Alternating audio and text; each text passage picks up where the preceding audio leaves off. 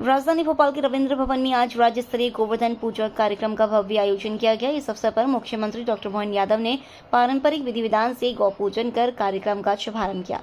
कार्यक्रम में प्रदेश भर से आए डेयरी उद्यमियों को उत्कृष्ट कार्य के लिए सम्मानित किया गया। इस मौके पर सीएम ने कहा कि गावो विश्वस्य मातरः, अर्थात गाय समूचे विश्व की माता है। उन्होंने कहा कि पृथ्वी हमारी माता है, लेकिन इस जीव और जगत में गाय संपूर्ण सृष्टि की जननी और पालनहार के रूप में पूजनीय है। मुख्यमंत्री ने भगवान श्री कृष्ण के जीवन का उल्लेख करते हुए कहा कि भगवान श्री कृष्ण ने गौ सेवा और गोपालन से ही अपनी शक्ति का सृजन किया और उसी शक्ति से कालिया नाग जैसे विषधारी सर्प को भी परास्त किया।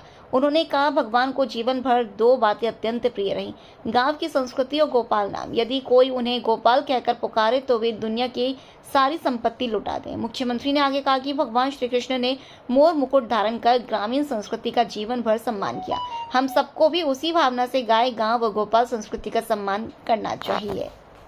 गोवर्धन पूजा का आयोजन की परंपरा हजारों साल से पूरे देश में है, मध्य प्रदेश में है। ऐसे में मध्य प्रदेश सरकार ने गत वर्ष से गोवर्धन पूजा, दशहरा, शस्त्र पूजन, रक्षाबंधन, मकर संक्रांति, होली, सारे त्यौहार समाज की उनके साथ मनाने का जो निर्णय किया और खासकर गोवर्धन पूजा तो हमारी देशी पशुधन को बढ़ाने के लिए मध्य प्रदेश सरकार के पशुपालन मंत्रालय की ताकत है।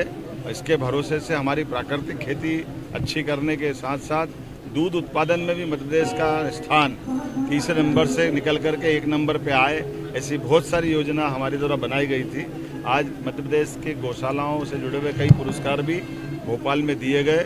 गोवर्धन पूजा आज भी हो रही, कई लोग कल भी कर रहे हैं और हमने तो कहा कि जब गौ माता को पूजे तब अच्छा है। रोज गोवर्धन पूजा मने, इससे आनंद की क्या बात है। मेरी अपनी ओर से पूरे प्रदेशवासियों को गोवर्धन पूजा के अवसर पर बधाई और आप सबके माध्यम से अपील करना चाहूँगा, आइए हम घर घर गोपाल बनाएं, गौ माता को पालें, गोवंश को बचाएं, गौशालाओं में जुड़ें, गौशाला के माध्यम से प्राकृतिक खेती, जैविक खेती को अपनाएं, सुपुष्ट और पोषक तत्व के आधार पर फसल उत्पादन भी करें और हमारे दूध के विभिन्न प्रकार के उत्पादों के माध्यम से किसानों की भी आय बढ़ाएं। किसानों की आय डबल करने के लिए मध्य प्रदेश सरकार पशुपालन विभाग में लगातार योजनाओं के आधार पर आगे बढ़ रही है।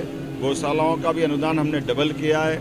40 लाख की गौपालन योजना में 10 लाख का अनुदान हम दे रहे हैं। कई प्रकार की योजनाओं को लगाते हुए सच में पशुपालन विभाग के माध्यम से हमारे किसानों की, गरीबों की, युवाओं की सभी क्षेत्रों में आय बढ़ाने के ये प्रयोग है। मेरी अपनी ओर से एक बार फिर दीपावली के पावन प्रसंग के अवसर पर गोवर्धन पूजा की सबको बहुत बहुत बधाई।